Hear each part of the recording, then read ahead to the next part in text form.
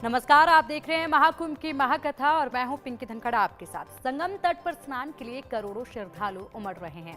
अब तक करीब 10 करोड़ लोग संगम में डुबकी लगा चुके हैं। इंडिया न्यूज महाकुंभ की लगातार महाकवरेज कर रहा है और आप तक एक एक तस्वीर पहुंचा रहा है। ममता कुलकर्णी महाकुंभ में महामंडलेश्वर बनी है। ममता कुलकर्णी ने संन्यास लिया और दीक्षा ली है। भगवा पहन महाकुंभ पहुंची ममता कुलकर्णी। ममता ने किन्नर अखाड़े का आशीर्वाद भी लिया। लक्ष्मी त्रिपाठी के साथ ममता कुलकर्णी की तस्वीरें सामने आई। यहां आना मेरा सौभाग्य है, ममता कुलकर्णी का ये कहना है। किन्नर अखाड़े में महामंडलेश्वर होंगी। अब ममता नंदगिरी के नाम से जानी जाएंगी। और बॉलीवुड अभिनेत्री ममता कुलकर्णी प्रयागराज के महाकुंभ मेले में पहुंची। वो इस दौरान साध्वी के रूप में नजर आई। उनका पूरा गेटअप भगवा में नजर आया। गले में रुद्राक्ष, कंधे पर झोला टांगे वह किन्नर अखाड़े में गई। उन्होंने अखाड़े के आचार्य महामंडलेश्वर डॉक्टर लक्ष्मी नारायण त्रिपाठी से मुलाकात की और उनका आशीर्वाद लिया। इस दौरान ममता कुलकर्णी ने कहा कि यहां आना मेरा सौभाग्य है। ये तस्वीरें आप देखिए, ममता कुलकर्णी जो कि एक छाप छोड़ चुकी हैं बॉलीवुड पर अपनी, और कई फिल्मों में वो नजर आई। बहुत चाहने वाले उनके देखे गए। जब वो फिल्मों में आती थी तो बहुत ही अलग अंदाज में आती थी। आज भी उनकी फिल्मों की चर्चाएं होती हैं और बेहद ही खूबसूरती से उन्होंने अपने किरदार को तमाम फिल्मों में निभाया था। और उसके बाद अब ममता कुलकर्णी को इस कदर साध्वी के रूप में देखना वाकई में लोगों के लिए ये आश्चर्यजनक है। आश्चर्यजनक इसलिए है क्योंकि यहाँ पर ममता कुलकर्णी जो बोल्ड रूप में हमेशा दिखी हैं टेलीविजन स्क्रीन पर, वही ममता कुलकर्णी अब यहाँ पहुँची हैं। भगवा रंग उन्होंने पहना हुआ है। गले में रुद्राक्ष की मालाएं उन्होंने पहनी हुई हैं। माथे पर तिलक लगाया है और इसी के साथ वो यहाँ पहुँची महामंडलेश्वर। किन्नर अखाड़े की महामंडलेश्वर की उपाधि उन्हें मिली है। और इसी के साथ जब वो किन्नर अखाड़े में पहुँची तो डॉक्टर लक्ष्मी त्रिपाठी से उन्होंने मुलाकात की, उनका आशीर्वाद उन्होंने लिया। ये तस्वीरें लगातार अब हर तरफ देखी जा रही हैं, काफ़ी वायरल हो रही हैं और चर्चाएं अब ममता कुलकर्णी की काफ़ी तेजी के साथ उनके संन्यास को लेकर बढ़ रही हैं।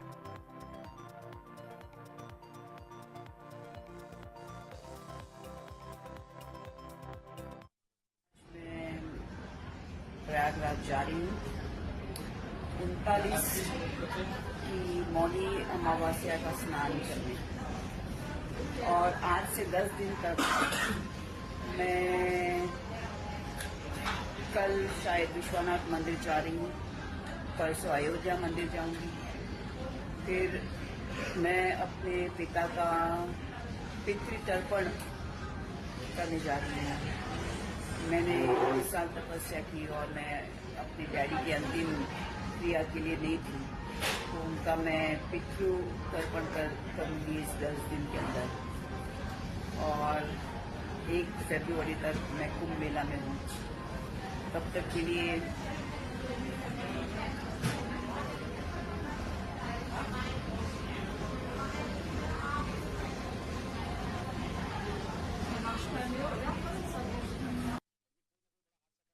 किन्नर अखाड़ा ममता कुलकर्णी को महामंडलेश्वर बनाने जा रहा है। उनका नाम श्री यमाई ममता नंदगिरी रखा गया है।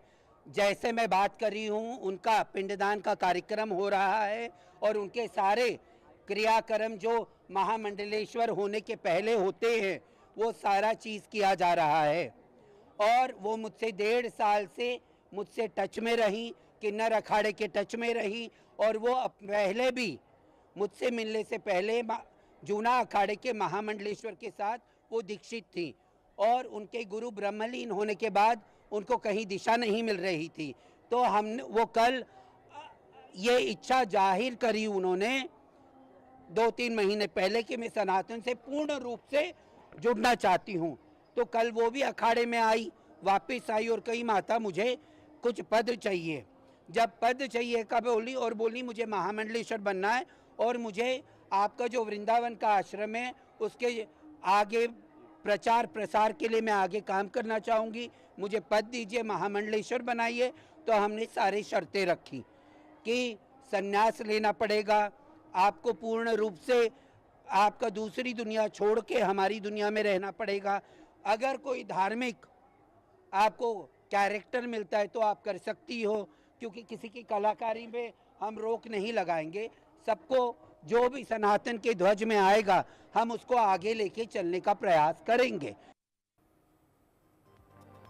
तो देखिए तस्वीरें सबसे पहले आपको दिखाई, उसके बाद यहाँ पर लक्ष्मी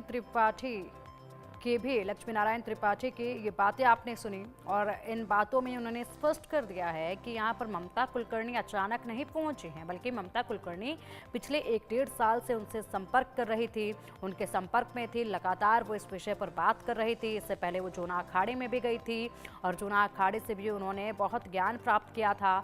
उसके बाद वो लगातार 1.5 साल से उनके संपर्क में रही हैं, तब जाकर वो यहाँ पहुंची हैं। अब उनके पिंडदान को लेकर तमाम जो क्रियाएं होती हैं, साध्वी बनने से पहले, महामंडलेश्वर बनने से पहले जो तमाम क्रियाएं होती हैं वो क्रियाएं कराई जाएंगी। उन क्रियाओं को लेकर तैयारियां जो है अखाड़े में की जा रही है, किन्नर अखाड़े में की जा रही है। और ऐसे में सबसे बड़ी बात ये है कि यहाँ पर ये भी बताया गया है कि ममता कुलकर्णी को अगर आगे जाकर भविष्य में किसी फिल्म में कोई सनातन से जुड़ा किरदार दिया जाता है तो वो इस किरदार को भी निभा सकती हैं, यानी कि अपने फिल्मी दुनिया में काम भी वो बरकरार रख सकती हैं, लेकिन सिर्फ वो किरदार वो निभा सकती हैं जिनसे उनके साध्वी होने पर कोई सवाल ना उठे।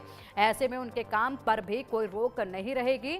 अगर वो यहाँ पर महामंडलेश्वर बन जाती हैं और जिस तरीके से खबरें सामने आ रही हैं, जो क्रियाएं महामंडलेश्वर बनने से पहले होंगी वो पूरी हो जाती हैं, तो उसके बाद भी वो अपना काम जो है फिल्मों में जारी रख सकते हैं। हालांकि काफ़ी लंबे वक्त से वो फिल्मी दुनिया से दूर हैं और अब अचानक से वो जनता के बीच है, एक बार फिर सुर्खियों में है, जिसमें अब वो संन्यास लेने की दिशा में है आगे बढ़ रही। और ऐसे में भगवा रंग पहने, रुद्राक्ष की मालाएं पहने वो नजर आ रही हैं, सनातन को लेकर ज्ञान वो लेती नजर आ रही हैं। हालांकि देखना होगा, क्योंकि बहुत कठिन होता है ये सफ़र। सनातन में जब कोई साध्वी बनता है, कोई साधु बनता है तो बहुत कठिन सफ़र होता है। पग पग पर बहुत सारी चुनौतियां होती हैं, उन सब चुनौतियों को पार करते हुए ईश्वर तक जाने का एक मार्ग होता है। और ऐसे में किस कदर इस रास्ते पर चलते हुए शिक्षा ग्रहण करेंगे, क्योंकि सबसे पहला जो कदम होता है कभी भी साधु बनने का, साध्वी बनने का, संन्यास लेने का, वो होता है पिंडदान। पिंडदान एक ऐसा क्रिया होती है सनातन में, जब भी कोई संन्यास लेते हैं तो ऐसे में पिंडदान करवाया जाता है। और पिंडदान एक ऐसी क्रिया है जो किसी इंसान के मरने के बाद होती है। ऐसे में ना केवल उस युवक का पिंडदान वो खुद जीते जी करते हैं, बल्कि अपने पूरे परिवार का, अपने चाहने वालों का भी पिंडदान उसी समय कर देते हैं। यानी पिंडदान करने का मतलब होता है कि इस दुनिया से तमाम रिश्ते नाते खत्म कर देना। इस दुनिया में जो रिश्ते नाते हैं, जो अपने हैं, जो प्यारे हैं, उन सब से अपना रिश्ता खत्म कर देना और मोह माया से दूर होकर सिर्फ और सिर्फ भगवान के लिए पूरी तरीके से आस्था के साथ यहाँ पर तप करना। और इसी के लिए अब तैयारियां ममता कुलकर्णी के लिए भी की जा रही हैं।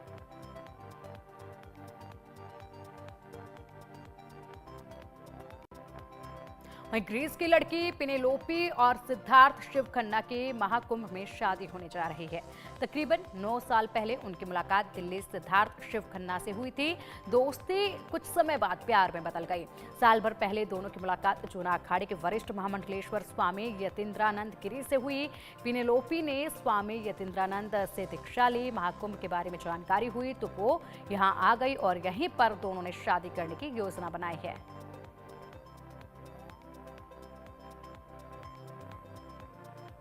शहर में एक अनूठी पहल की शुरुआत हो रही है। ये पहली बार ऐसा होगा कि किसी महाकुंभ या कुंभ में किसी की शादी हो रही होगी। ये शादी कहाँ हो रही है और कैसे हो रही है आपको बताते हैं। ये शादी जूना अखाड़े के महामंडलेश्वर यतीन्द्रानंद महाराज जी के आश्रम में हो रही है और बहुत ही धूमधाम से ये शादी कराई जाएगी। महाराज जी हमारे साथ हैं। महाराज जी, पहली बार सुना है कि कभी कुंभ या महाकुंभ में शादी हुई हो किसी की, ये तो इतिहास में लिखा जाएगा। ये कोई सामान्य शादी नहीं है।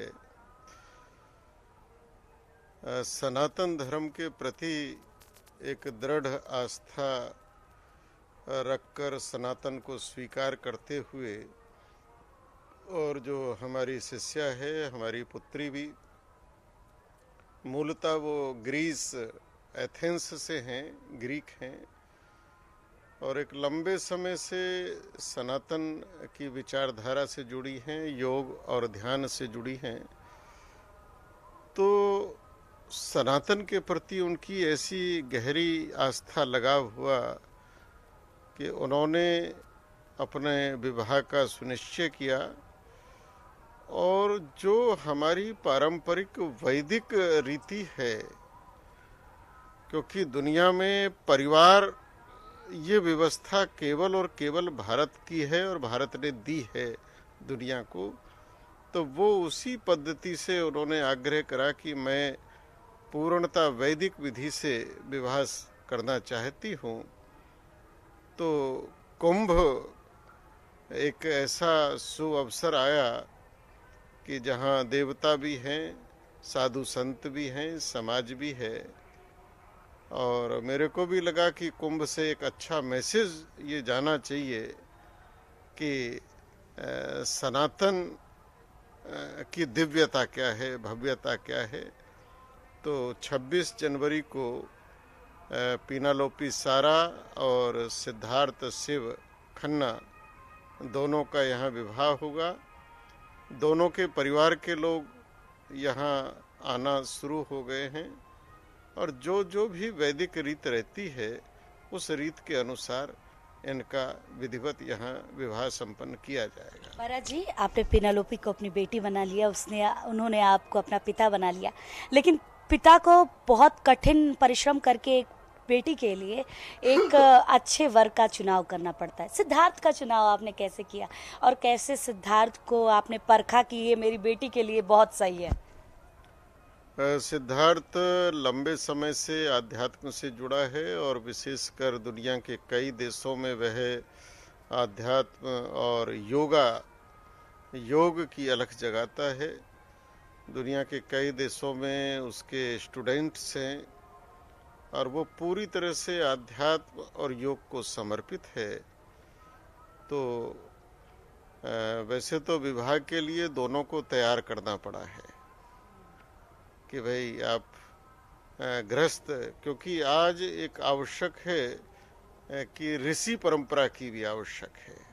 जो हमारी प्राचीन परंपरा ऋषि परंपरा थी कि अच्छे सदग्रस्त हों, तो उसी दृष्टि से दोनों को ही तैयार किया गया और दोनों ने गुरु की बात को स्वीकार किया है।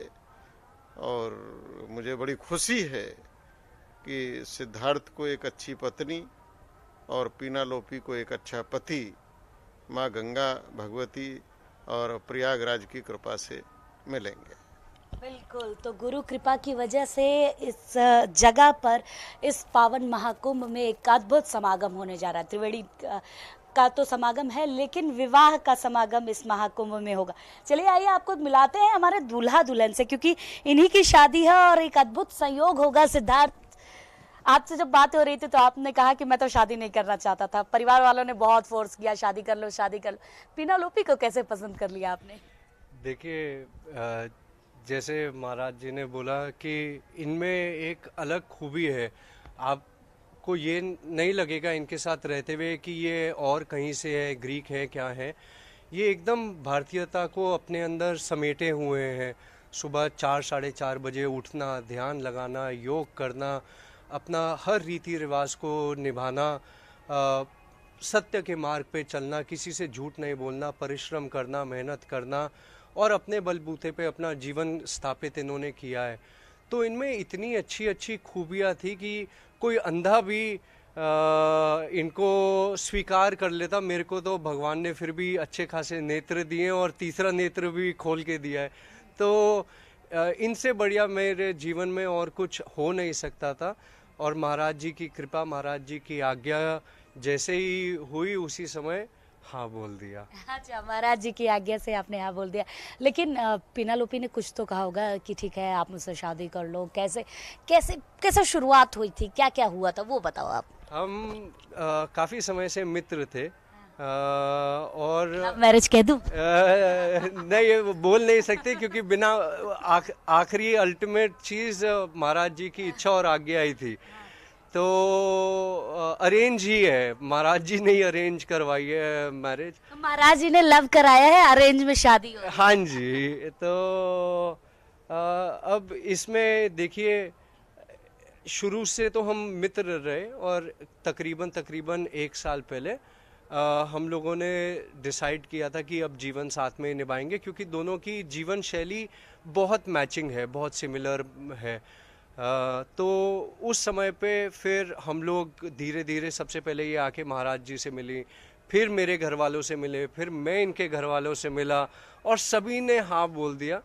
और उसी समय फिर महाराज जी से आज्ञा ली कि कब किया जाए। महाराज जी ने बोला कि प्रयागराज महाकुंभ से बड़ा पुण्य अवसर नहीं होएगा, सारे तीर्थ वहीं पर उस समय उपस्थित होते हैं, सारे देवी देवता उसी समय वहाँ पर उपस्थित होते हैं और 2 सबसे प्राचीन सभ्यताएं मिल रही हैं, एक हो रही है।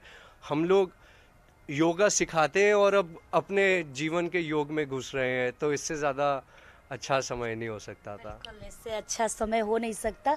पिनालोपी, how did you think of getting married with Siddharth? I guess there are some things that you don't really think, logically speaking. Like, do you think, I want to be with me? You don't. It's natural. You are born with this body. It comes natural to you. This is what you have. And you live with that. So with him, everything comes natural. It's not like a logical decision.